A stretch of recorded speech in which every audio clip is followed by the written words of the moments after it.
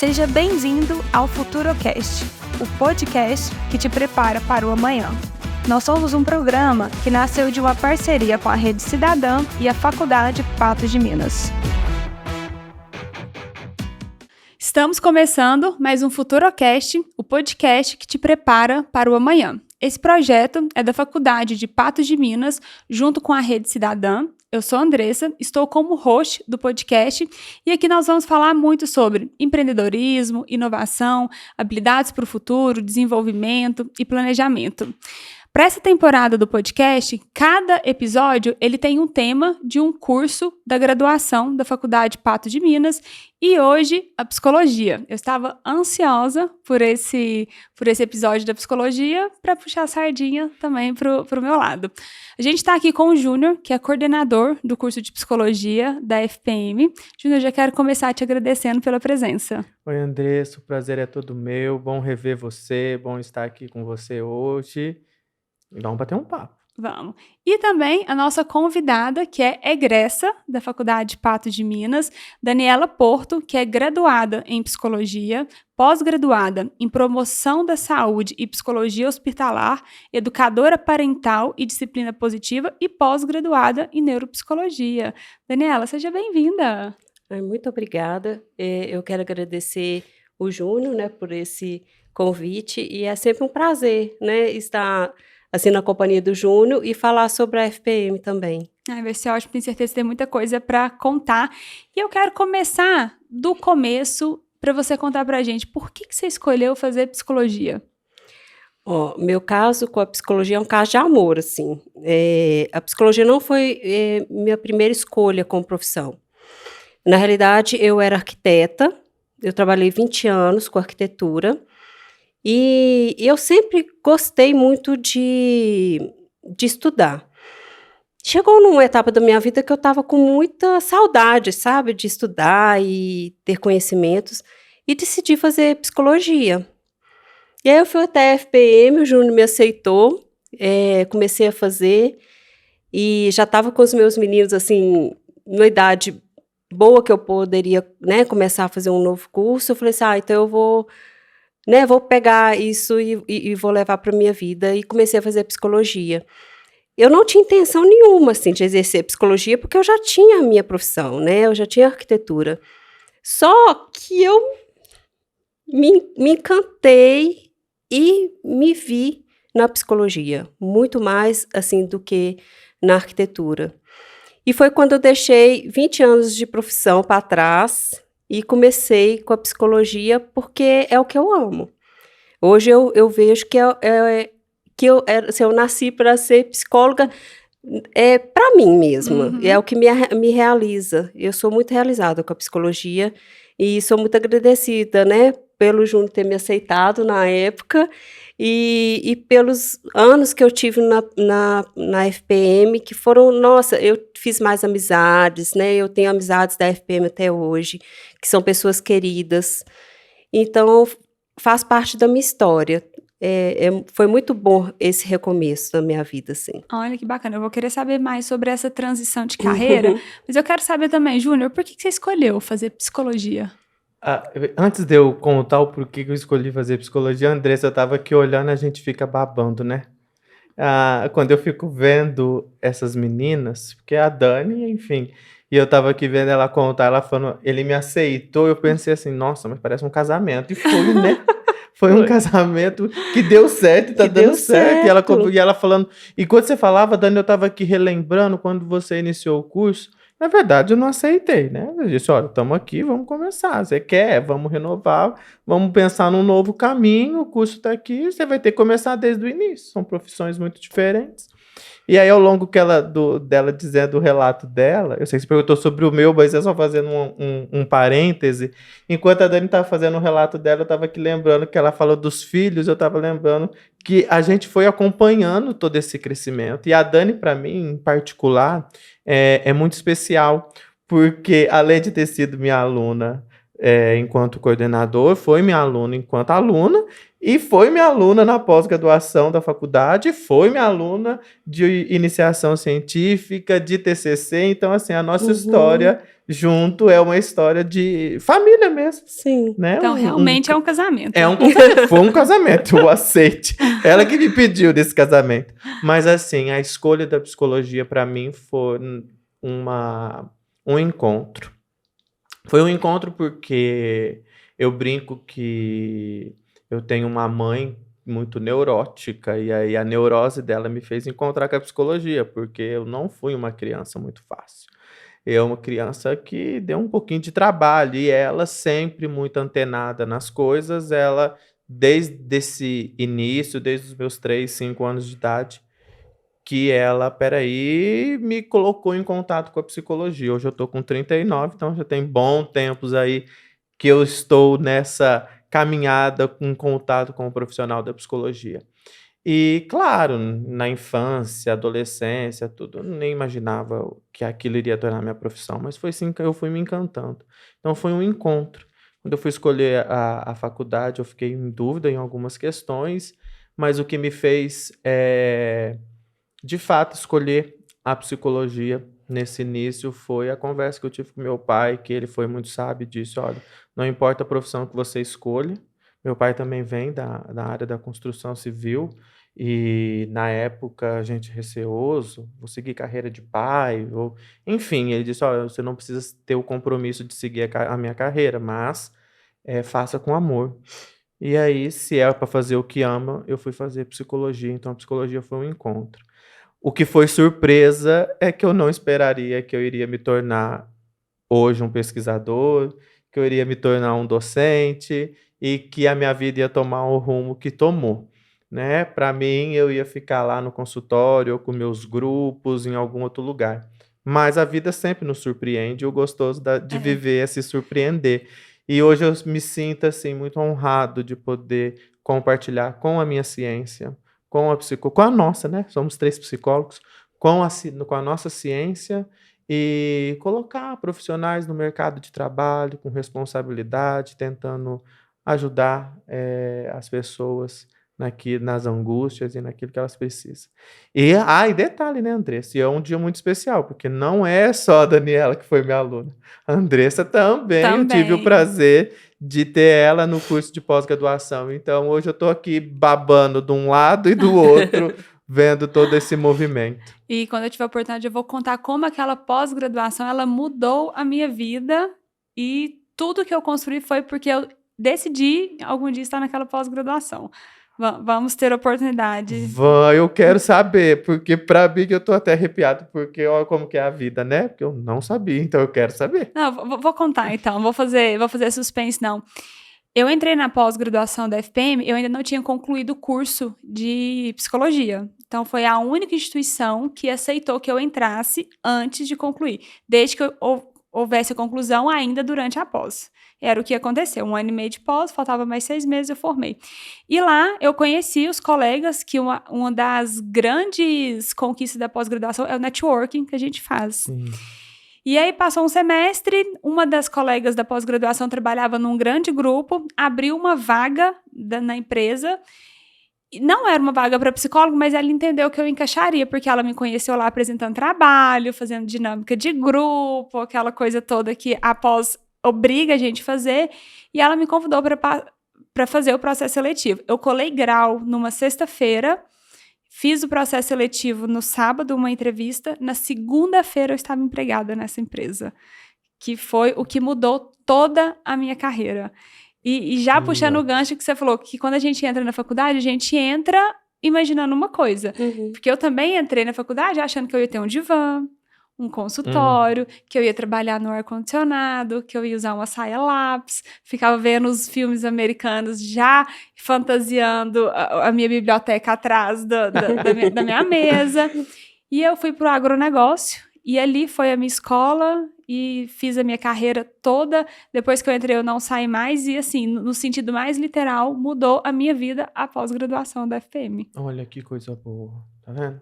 A gente faz história, a gente muda a vida das Exato. pessoas. Aquela faculdade, ninguém sabe o que tem lá e o quanto ela é poderosa. Mas agora a gente vai saber, porque esse podcast é para isso, pra gente poder contar histórias de alunos egressos que fizeram sucesso, e a Daniela vai contar um pouco aí. Você formou, e aí, como é que foi encarar primeiro, uma transição de carreira, porque não era só o fato de você começar a ser psicóloga. Você estava abandonando uma carreira, construindo outra. Como é que foi o início dessa carreira como psicóloga? Olha, o que me ajudou muito foi a maturidade, né? Eu falo assim que tem coisas na vida que a gente envelhece, o bom do envelhecer é a maturidade, né? Eu tive a paciência de esperar meu consultório acontecer mesmo, né? Por quê? Por causa da arquitetura. Porque quando eu me formei, né, com 25 anos, eu também abri um escritório de arquitetura e esperando que alguém viesse me procurar para um projeto, né. E da psicologia eu comecei do zero também. Mas eu sabia que eu tinha que ter essa paciência, porque eu já tinha tido essa experiência com a arquitetura.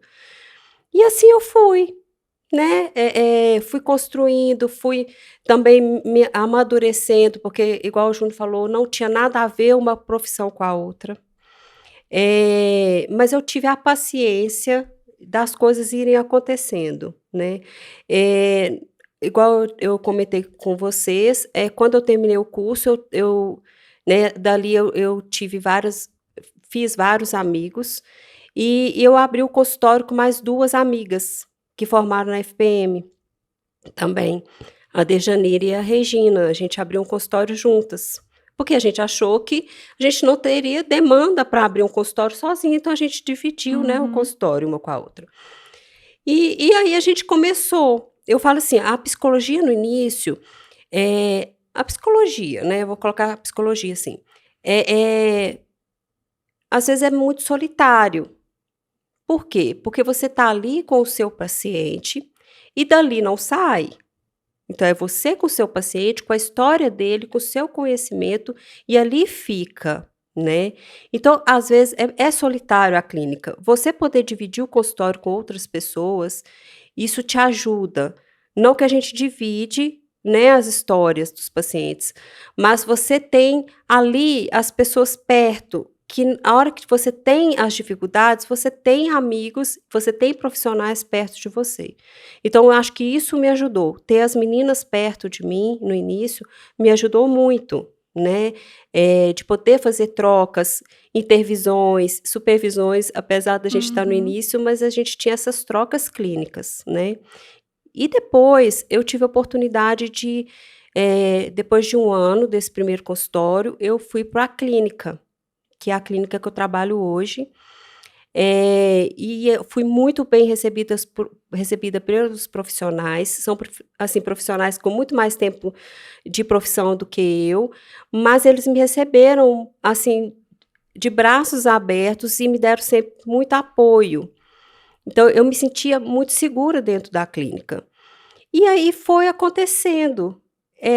Hoje eu olho para trás e eu falo: "Gente, eh, eu nem acredito, assim, no que eu vivo hoje com a psicologia, porque eu nunca pensei isso para minha vida, sabe, assim, nem quando eu era adolescente, que eu estava, escolhendo a minha profissão, a psicologia não estava dentro das minhas escolhas.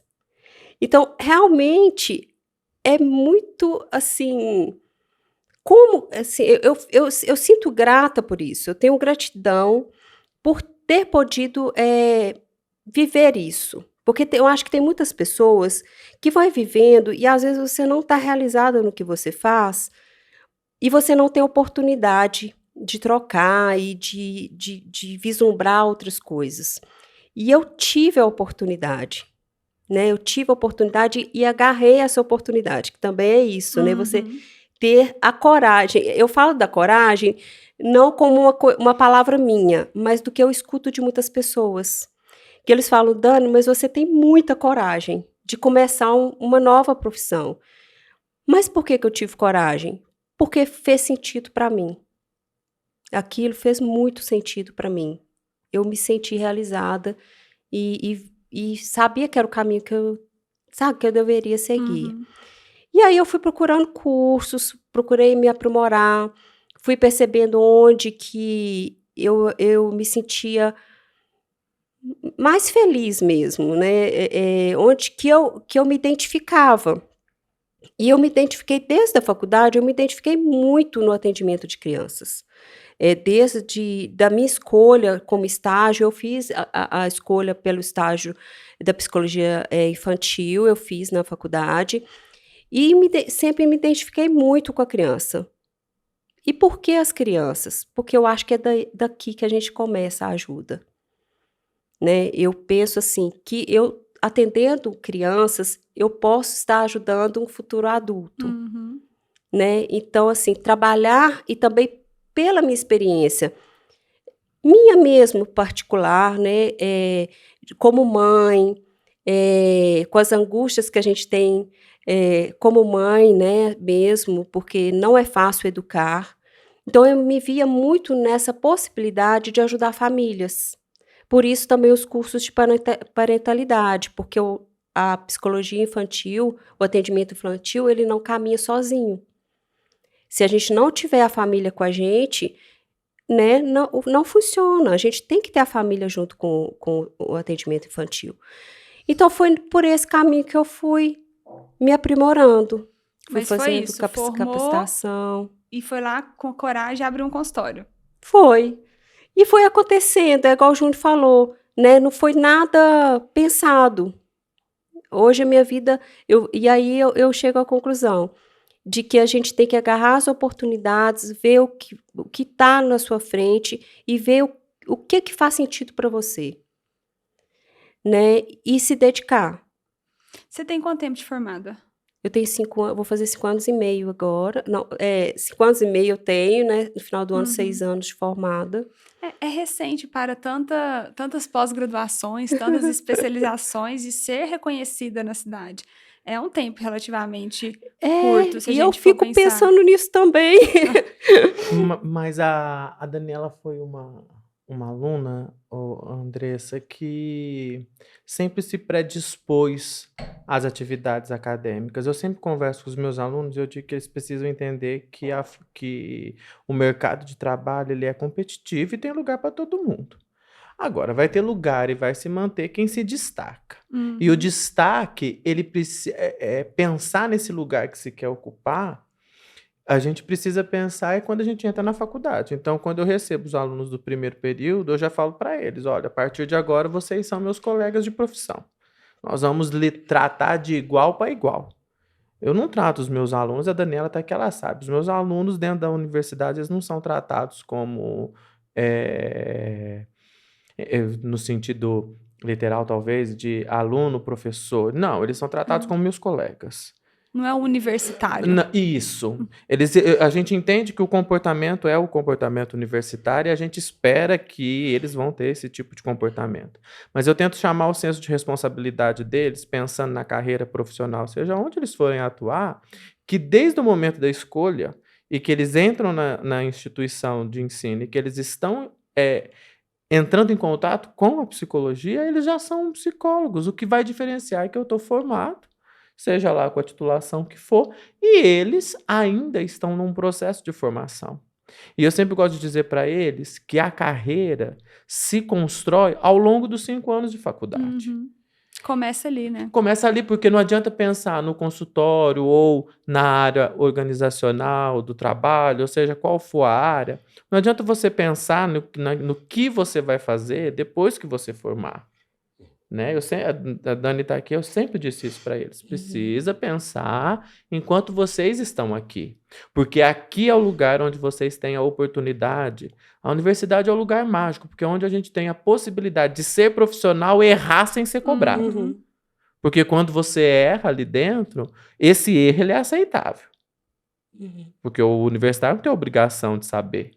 Então, o erro ele é aceitável, mas depois a sociedade vai cobrar. Ali não. Então, ali você tem a oportunidade de ser profissional, errar e aprender com o seu erro e ter alguém te tutoriando e te mostrando o que tem que fazer.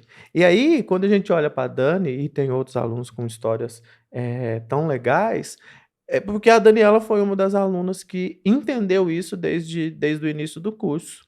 Talvez pela maturidade ser uma segunda graduação, não sei, mas isso tem um peso. Com Aquilo que a gente certeza. carrega da história de vida da gente tem um peso nas nossas ações. Mas a Daniela entendeu isso muito cedo. dentro da universidade. E aí ela pensou na carreira dela, já na universidade, foi desenhando, olhando para frente. Então, eu me lembro muito bem que quando nós inauguramos, a Daniela, eu não me recordo bem qual turma que ela é, se é da quinta ou da.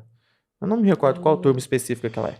Mas eu me lembro que quando nós inauguramos o laboratório de investigação, que hoje lá no nosso curso, hoje ele está estruturado com. Nós temos 9 laboratórios de linhas de pesquisas, enfim, trabalhando em diferentes áreas e contextos, refletindo e tudo mais.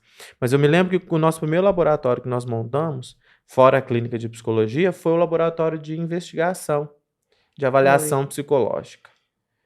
E a Daniela, ela se predispôs a ser uma das primeiras monitoras a trabalhar nesse laboratório. Então, a Daniela ia para a faculdade à tarde, cumpria horário nesse laboratório de testagem psicológica, de avaliação psicológica, e estudava à noite.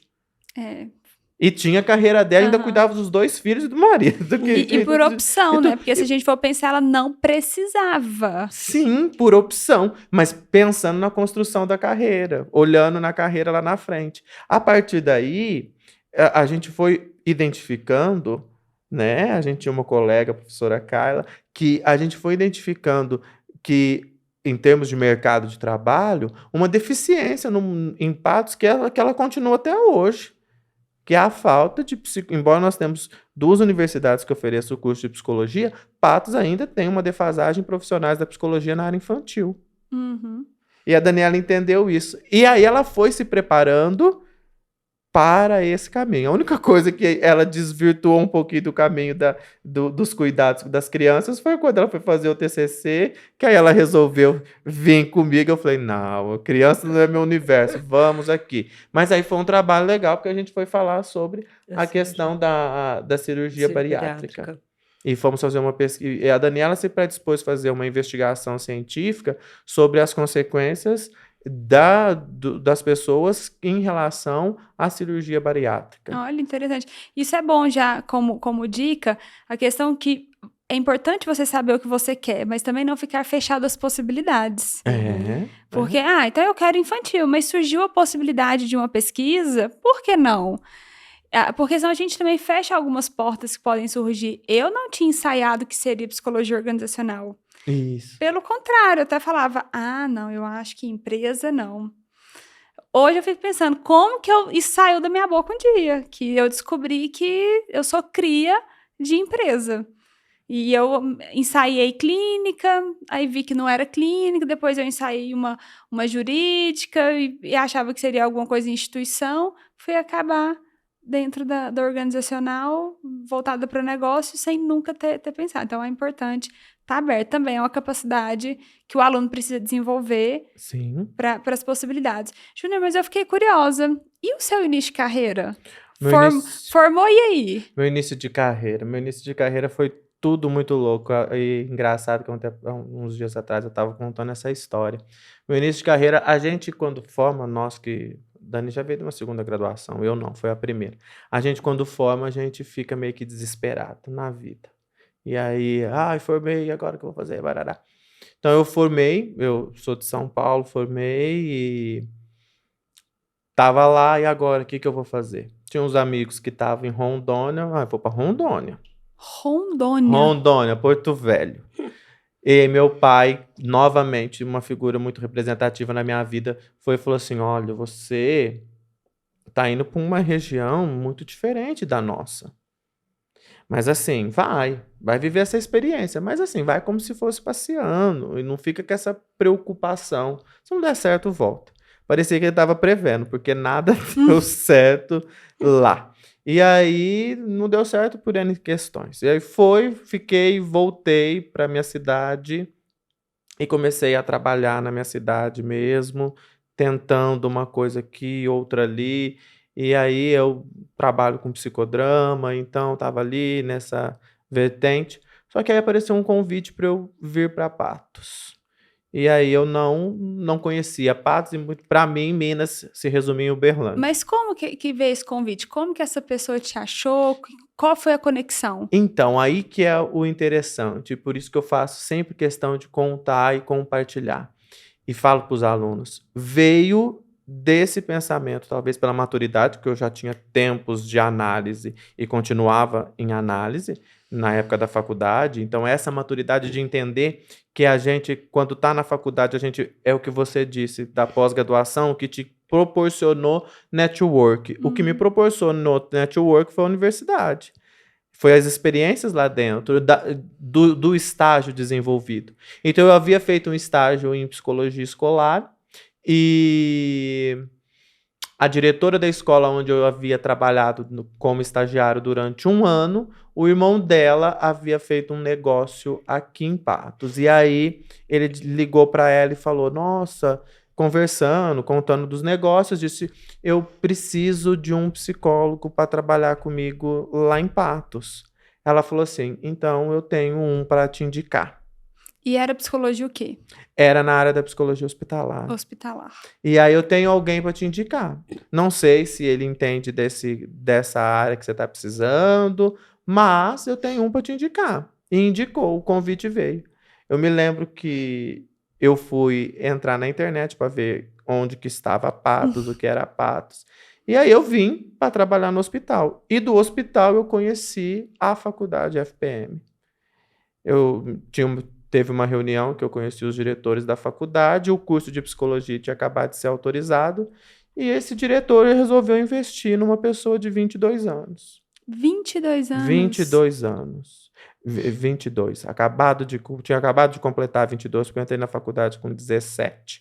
A minha faculdade era anual e o ano letivo acabava sempre no dia 15 de novembro. Eu faço aniversário 16 de novembro, então eu concluí a faculdade com 18, o primeiro ano com 18, quer dizer, não a faculdade. A faculdade eu concluí com 21, completando 22.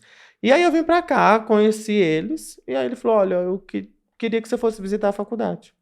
Fui visitar a faculdade, e aí veio o convite. Mas eu não entendo nada. Não, mas eu gostei, eu acho que você tem o perfil.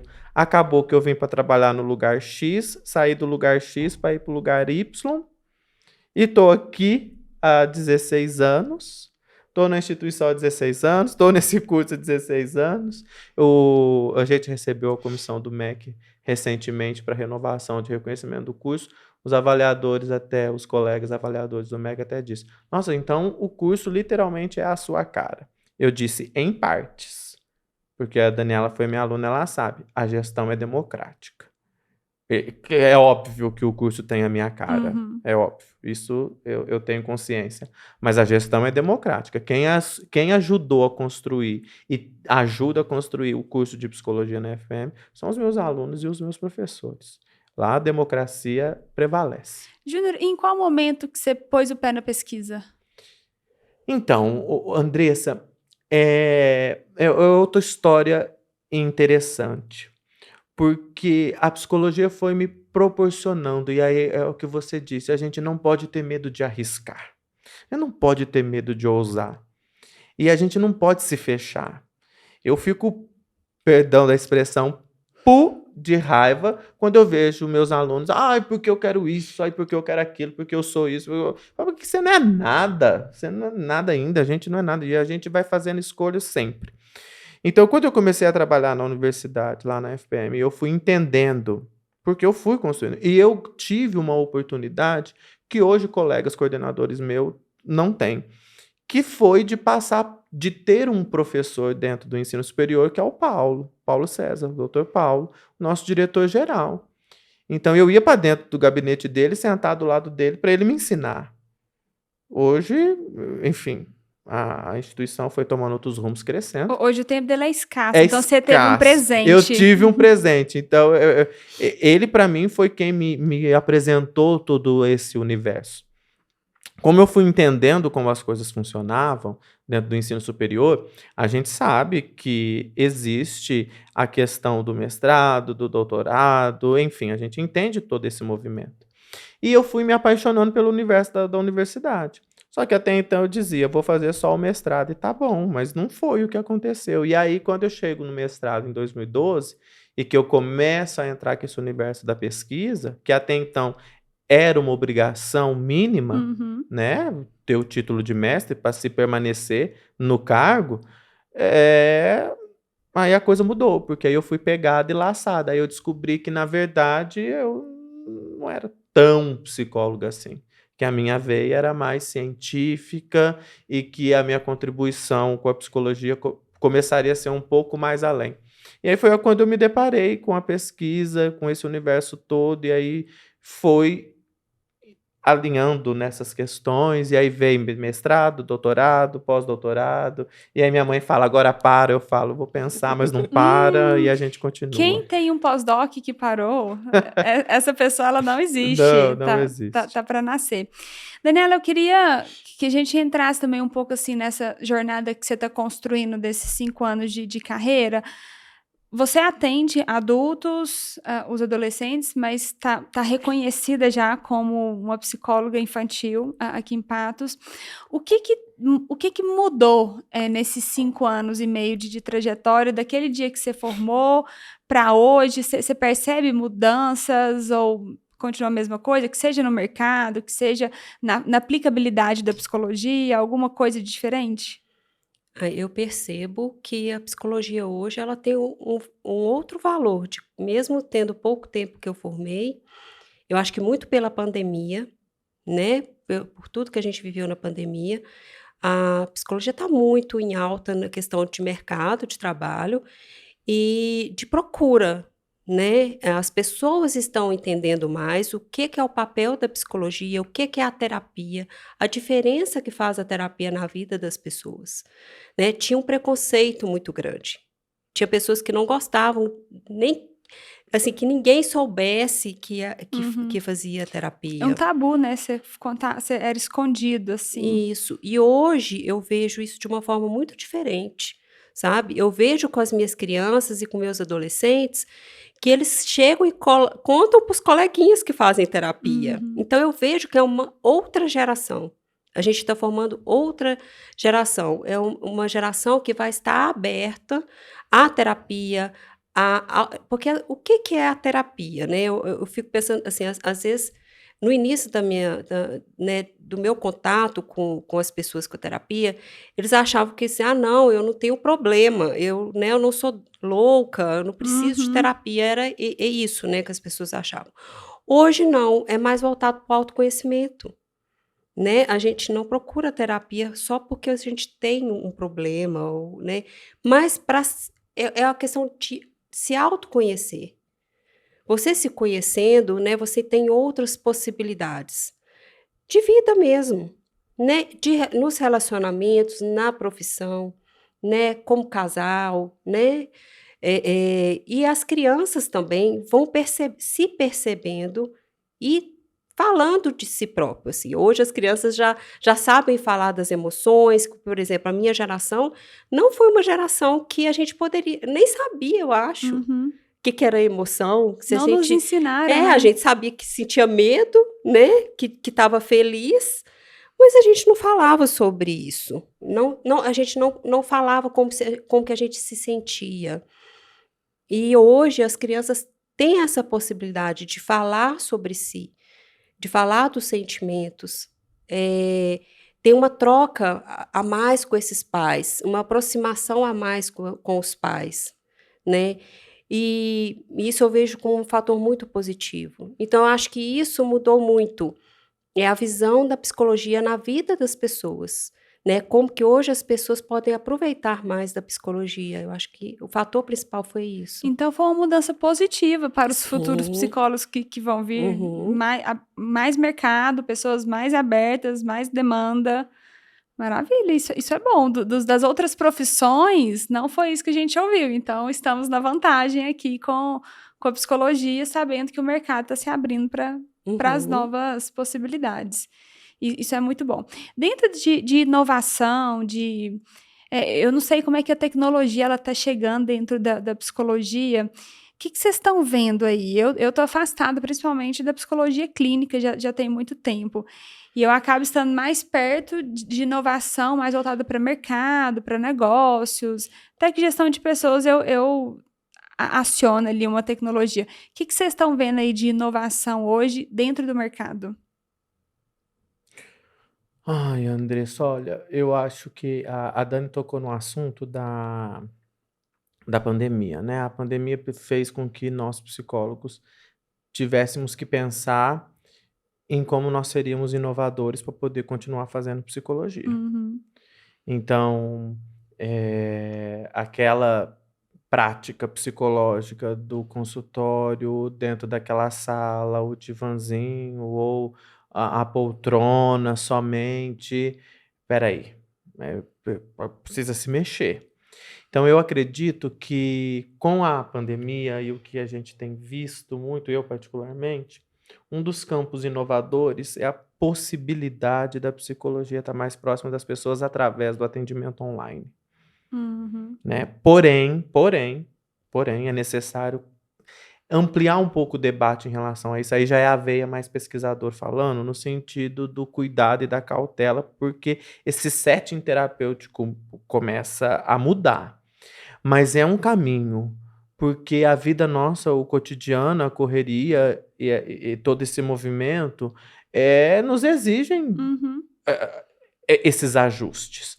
Então, no campo da inovação, o atendimento psicológico ele tem passado por uma reflexão de como fazer essa psicologia, como acessar, como ofertar para essas pessoas o serviço de atendimento psicológico, seja onde ela estiver, para que não deixe de faltar da sua análise, do seu momento, do seu encontro consigo mesmo.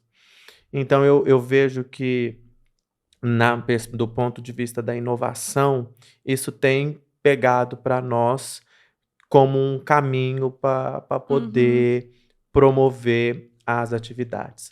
Agora, a gente tem visto muito é muito evidente essa questão da tecnológica, inovadora, enfim, esse lance na área da avaliação psicológica, principalmente no campo da testagem, né? Porque agora os testes têm ficado cada vez mais com correções automáticas, no próprio sistema. Recentemente a gente começou a participar como co-participantes de um processo de validação de um teste de personalidade, aonde todo o processo de correção, de instrumentação, até mesmo de própria avaliação, está sendo voltado para essa questão das TICs, né? Então, assim, a gente está tentando se achar.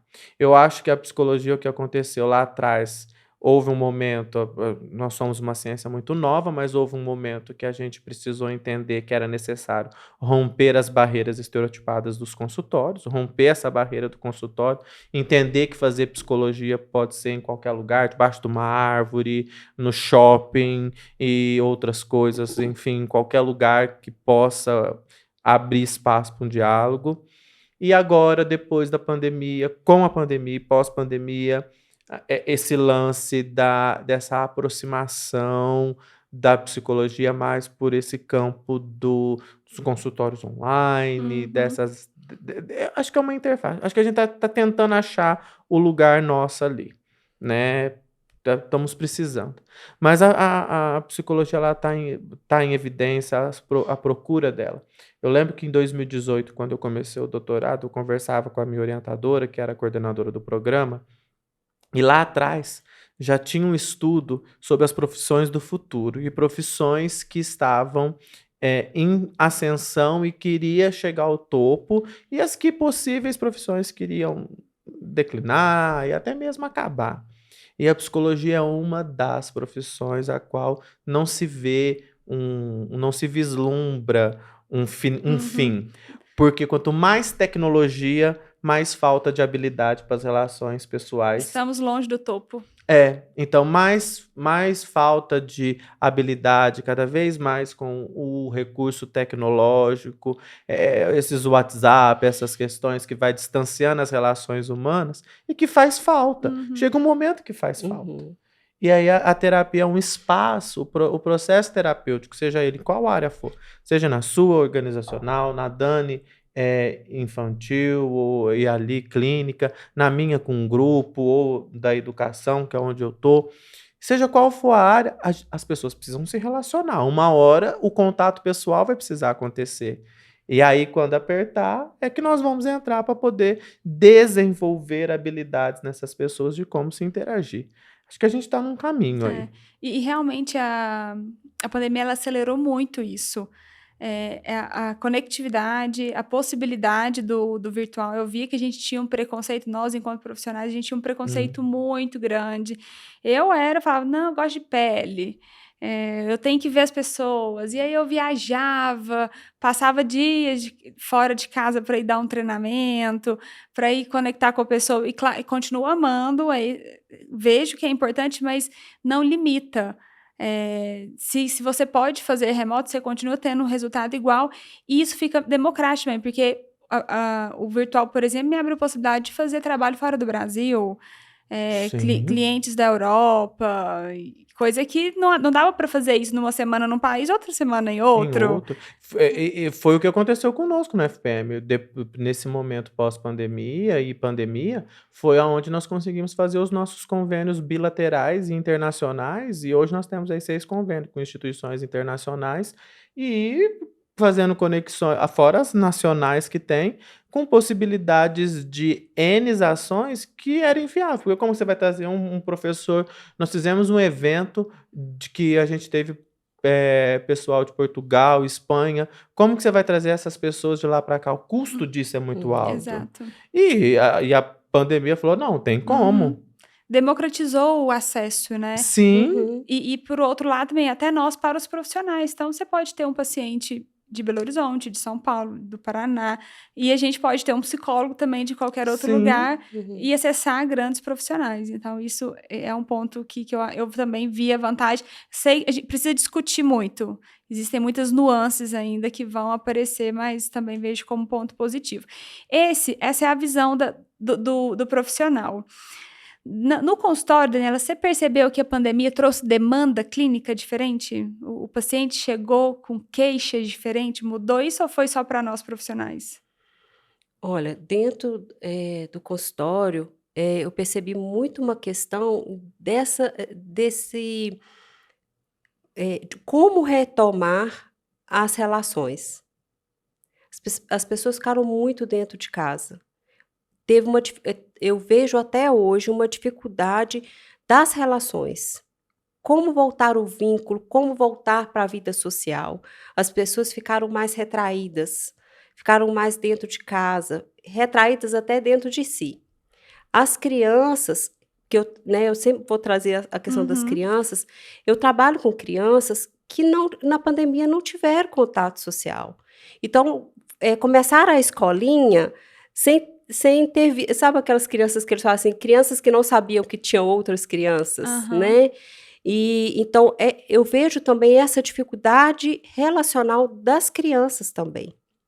Como formar vínculos, como formar grupos, adolescentes, né, que estavam na faixa etária de 11 anos, por exemplo, que quando voltaram da pandemia tinham 13, é uma mudança enorme no desenvolvimento, né, de criança para pré-adolescente, de pensamentos, do próprio corpo. Então, você saiu da escola com criança de 11 anos e voltou um pré-adolescente. É muita mudança. Uma transição dentro de casa sem ser compartilhada, né? Isso. E para o adolescente, né, já é difícil, já é um processo difícil de mudanças, né? A mudança do corpo, as próprias assim, necessidades do adolescente de estar em grupo, elas não tiveram isso na pandemia. E eu senti de alguns adolescentes como seria voltar para a escola. Eu acompanhei adolescentes que aí as aulas passariam de online para presencial. O medo que eles tiveram de como seriam recebidos na escola. de como que iam perceber os colegas Uhum. naquele novo corpo, né, com novas demandas, assim, das dúvidas do próprio adolescente. Então, eu acho que as crianças pequenininhas e os adolescentes nessa faixa etária e os idosos, que eu não atendo idosos, mas eu vejo que também foram pessoas muito impactadas com a pandemia. Então, eu vejo um grupo que foi muito impactado. E então tiveram sim, novas demandas trazidas pela pandemia. Eu vejo sabe, nessas Uhum. situações. E, né, eu quero saber como é que você se preparou?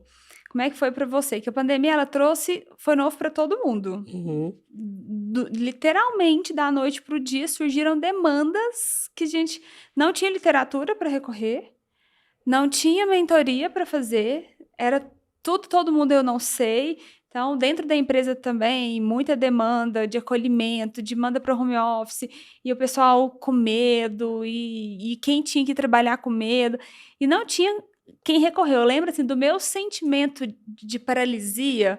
Falei, gente, como que resolve isso aqui?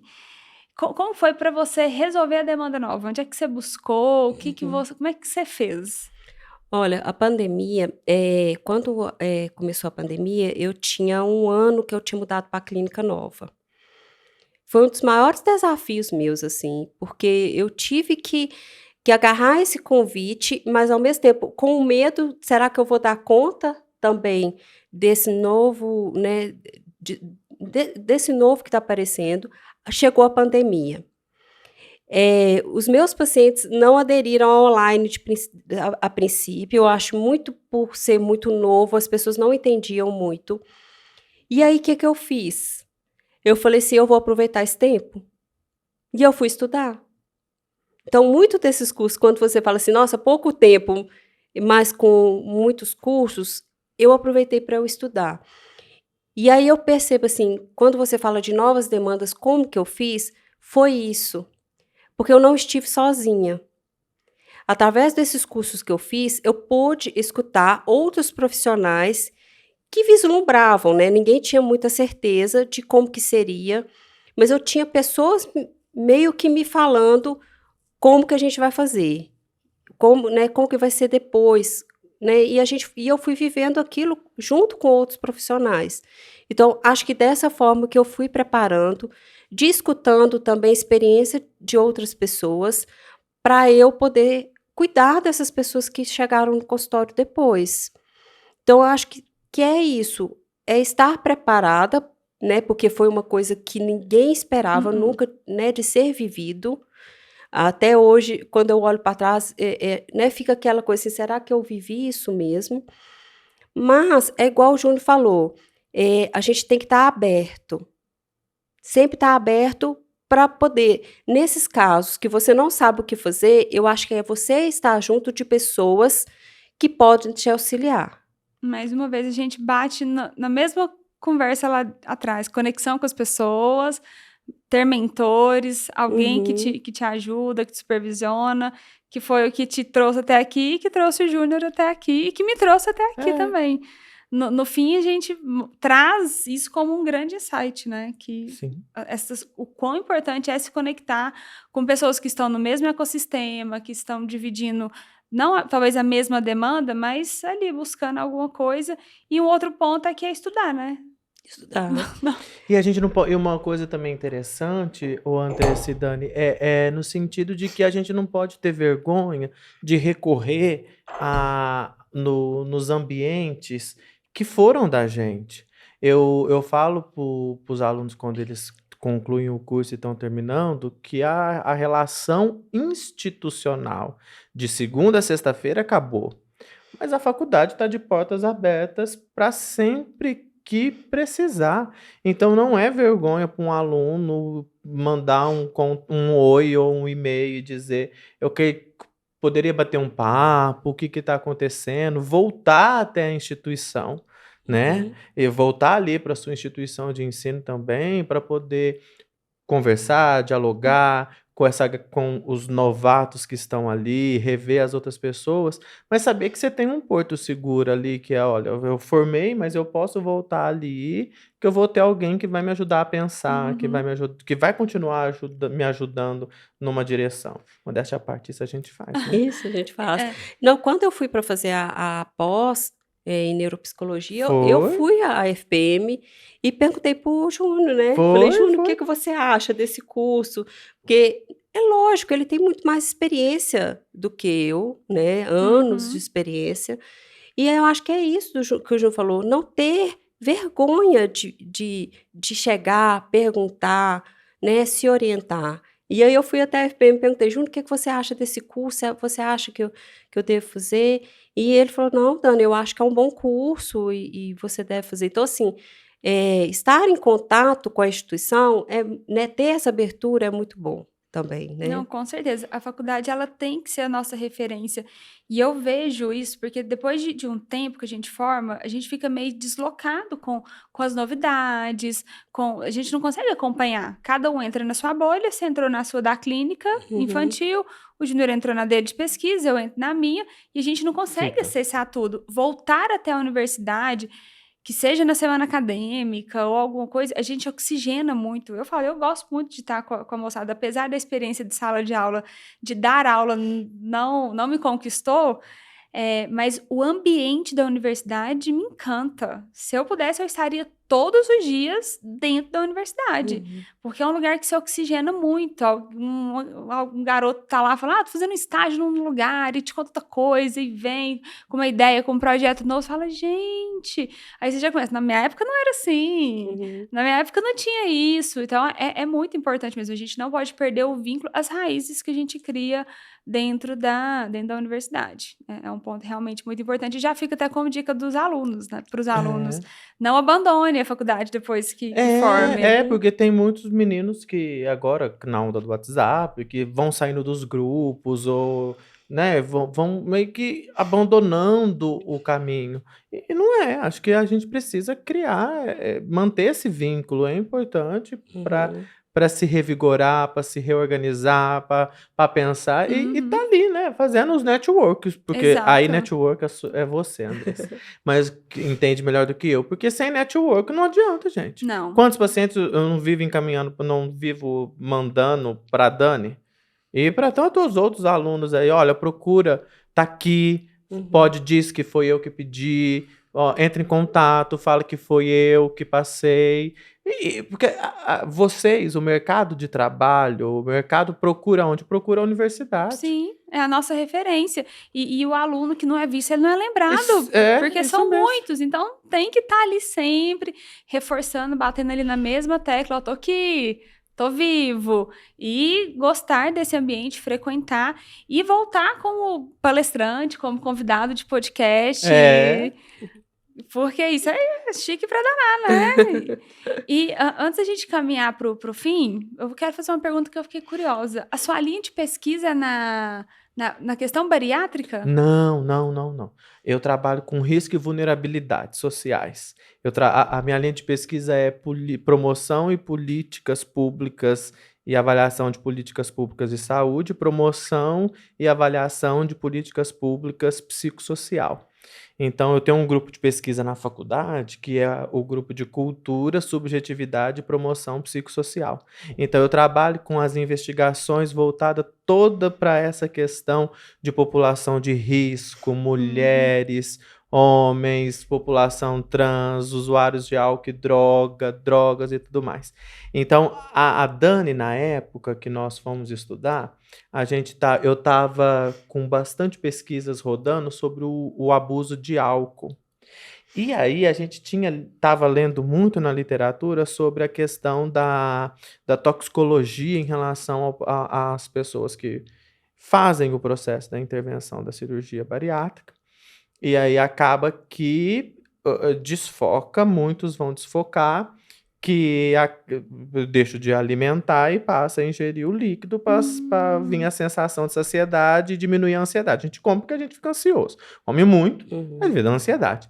E aí, na época, coloquei para Dani, vamos estudar um pouquinho sobre isso? Vamos ver esse fenômeno tóxico, o que está acontecendo, para onde que tá, o que é. Eu acho que até foi publicado o nosso estudo, não foi? Foi Eu sim. não sei se foi capítulo de livro ou se foi periódico. Mas aí a gente foi estudar isso para ver como que o sujeito que passa, porque é um ato de mutilação, Andressa e Daniela. A pessoa se mutila. Cortar o estômago tem que ser um corte psíquico, mas também é uma ação mutilatória, porque você está tirando um pedaço, literalmente, do seu organismo. Então, isso daí não vão fazer N provocações e que o sujeito. E a hora que a ansiedade vem? E a hora que a vontade de comer vem? E aí a gente foi identificando algumas coisas. Mas aí a minha linha de pesquisa está mais voltada para essas questões dos riscos e vulnerabilidades. Aí tem estudos muito legais. A gente fez um estudo com mães de usuários de álcool e outras drogas, que a gente foi estudar as mães para verificar como que elas lidam, o impacto do adoecimento psicossomático nessas mães e a eficácia da terapia. Então nós pegamos um grupo de mães que tinham seus filhos usuários, e essas mães, nós aplicamos uns instrumentos de pesquisa para ver o nível de adoecimento psicossomático, depressão, alexitimia. Fizemos a investigação, mensuramos, identificamos os níveis. Tá, tal aqui, pá, pá. Depois elas passaram durante 1 ano em processo psicoterapêutico e com outras atividades, e aí nós reaplicamos os mesmos instrumentos. Então, nós conseguimos demonstrar que a psicoterapia para essas mães foram eficiente. E aí uma outra aluna estudou como que essas mães se interagem, como que elas se organizam. Aí dentro dessa vibe do risco e da vulnerabilidade, tem um estudo que eu conduzi com a população de usuários de droga, que até usando o nosso podcast, até para tentar também fazer essa provocação de conscientizar as pessoas que estão ouvindo, assistindo, na questão do seguinte: é preciso olhar para as pessoas usuárias de álcool e outras drogas que fazem abuso, que o problema das drogas é um problema de saúde pública, é uma questão de adoecimento. Se nós olharmos para essas pessoas como lixo social, se a gente olhar para aquelas pessoas que estão lá, na rodoviária, naquele galpão municipal, naquele lugar, como se fosse lixo humano, lixo social, estão aí, seja lá por que for, enfim, trazer essa fala mais carregada de um preconceito, a gente não vai conseguir solucionar o problema, e o problema nunca vai ser solucionado, porque é um problema de adoecimento. E aí, nesse sentido, nós fizemos uma investigação que foi uma provocação de entender qual o lugar da espiritualidade na vida dessas pessoas que dizem que estão sóbrias das drogas e se estão limpas devido a essa relação, essa ritualística. E aí nós descobrimos o seguinte, nós descobrimos que muda o foco da dependência. A dependência deixa de ser a droga e passa a ser o segmento XYZ religioso. E aí a gente lança uma preocupação que é o seguinte: tá, é importante, mas só isso não basta, porque o fenômeno tóxico continua. Continua mesmo. Ele só substitui. Só substitui. E depois tem estudos, se eu for contar todos os estudos, a gente tem estudo com mulheres. Recentemente, a gente concluiu uns estudos muito bacana também, que é sobre a prostituição. Nós fomos interagir, investigar as mulheres prostitutas, e aí nós descobrimos, e teve um momento que é muito rico, eu sempre trago isso, da participante da pesquisa dizer assim, a dona do espaço, né, onde as mulheres trabalhavam, ela quis participar da entrevista e ela pegou e disse assim para a aluna que estava no processo de coleta de dados: eu quero participar da pesquisa. E aí ela foi dar a entrevista: eu quero dar entrevista, eu quero contar a minha história. Ela foi contar.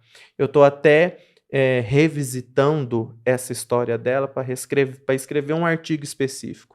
Porque essa senhora, ela compara ela diz assim, e é algo muito, muito relevante do ponto de vista psíquico, porque ela fala assim: olha, as pessoas criticam as casas de encontros, mas elas são necessárias, porque elas funcionam como um hospital aonde os homens não conseguem viver nas suas casas e nos seus ambientes os seus desejos e as suas fantasias, e eles vêm aqui para se curar. Porque eles vêm aqui para viver a fantasia deles. E se não tivesse esse espaço, eles estariam cada vez mais frustrantes, e às vezes as relações dele com as suas esposas não iria perpetuar. E nós estamos falando de uma senhora, podemos dizer, uma cafetina, que está dizendo isso através da experiência dela. Então, tem muito profundo. E, enfim, então a gente tem uns estudos aí muito legais, mas eu trabalho nessa linha da vulnerabilidade social, o risco da vulnerabilidade, o protagonismo feminino, relações de ambiente. Essa semana nós vamos apresentar resultados de um estudo sobre a elaboração do luto em famílias enlutadas, sobre a relação do luto não vivido. Como que essas famílias da pandemia fizeram para suportar a perda do ente querido? Aí a gente descobriu que não suportaram e que essas famílias necessitam de ajuda, e aí fica a dica da necessidade da criação de um espaço público para o acolhimento dessas famílias que estão necessitadas e precisando de ser vista, de ser trabalhada, porque não puderam viver o ritual que nós, brasileiros, tanto necessitamos, que é o ritual de velar o ente querido. Isso foi cessado e essas famílias não puderam ter o tempo de despedida. Então, é um estudo muito bacana que a gente tem, que eu conduzi, e a gente tem uns resultados muito legais. Então, eu vou passeando por esses caminhos para tentar propor ajuda. E é interessante você dar esse disclaimer total para quem é da psicologia ou para quem se interessa pela psicologia, entender o quão ampla é a psicologia. Ali dentro você vai para o luto, você vai para a vulnerabilidade, você vai para dentro do jurídico, você vai para a clínica, você vai para o infantil, você vai para dentro de uma empresa. E ali dentro tem o nicho do nicho do nicho. Se a gente for cavucando... É muito doido. São muitas possibilidades. E isso me encanta também dentro da psicologia.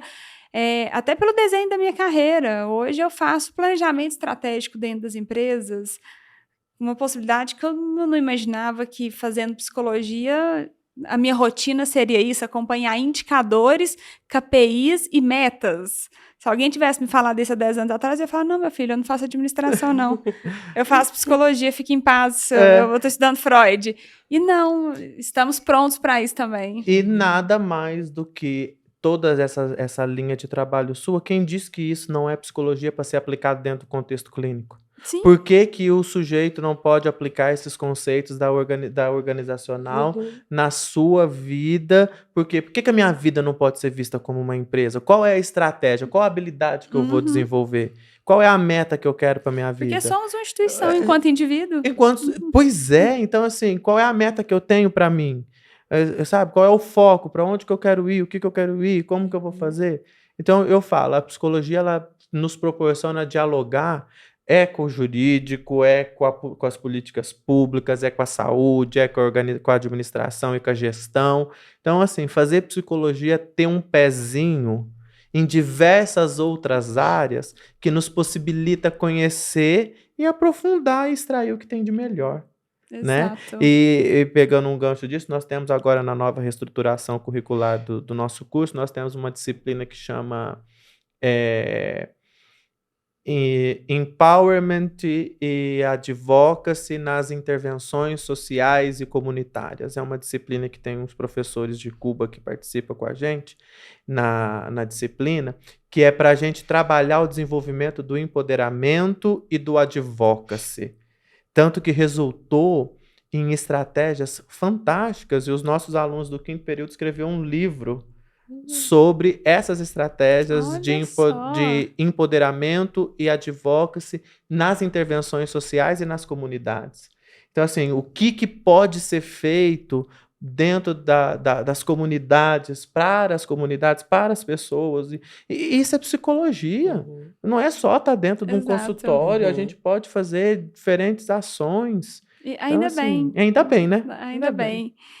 Para a gente finalizar, Daniela, eu queria que você deixasse um recado falando para esses alunos. Se você quiser focar aí na clínica, qual que você acha que são as habilidades e as competências que eles precisam desenvolver, aproveitar que eles ainda estão na universidade, que é o laboratório que o Júnior falou, que é o momento que pode errar, que ele está ali para desenvolver, mas que ele precisa sair de lá com isso para encarar o mercado de trabalho do jeito que ele está hoje, a clínica com as demandas, como elas estão hoje?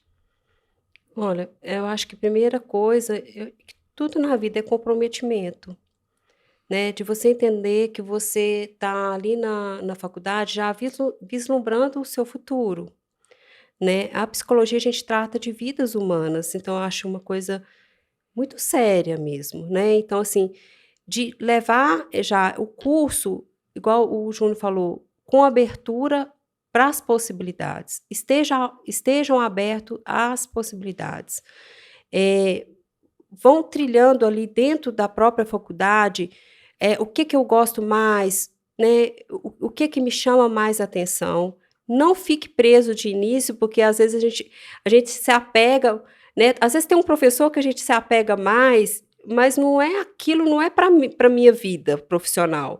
É aquele momento ali da faculdade também, mas tentar o máximo absorver o que a faculdade pode te dar, mas eu acho que o principal é o comprometimento, é o foco. Enquanto você estiver lá dentro, você está assim, disposto a aprender, está disposto a receber críticas, que eu acho que com as críticas que eu falo, né, quando a gente fala crítica, tem um lado negativo, mas a gente cresce muito com o que os professores trazem e a gente entender que eles sabem mais do que a gente, né? Eu tive experiência, porque como eu entrei mais velha na faculdade, eu tive professores bem mais novos do que eu, e que eu aprendi muito com eles, muito, assim. E então eu sou da geração que acredita em hierarquias. Apesar de eu ser mais velha, né, eu era mais velha do que eles, mas eles eram meus professores, meus mestres. Então, assim, da gente ver os professores como pessoas que estão ali para ensinar e para dar a bagagem que a gente tem que carregar para a nossa vida futura. Então, o que eu tenho para falar é que aproveitem o tempo de faculdade, né? Porque enquanto a gente está na faculdade, a gente não tem essa responsabilidade profissional que eu falo de estar sozinha, tanto na área organizacional ou na clínica. Então, a gente não está sozinho, a gente tem pessoas acompanhando a gente, então aproveite o máximo esse momento e vai se encontrando. Cada um faz o seu caminho, a gente tem que se encontrar.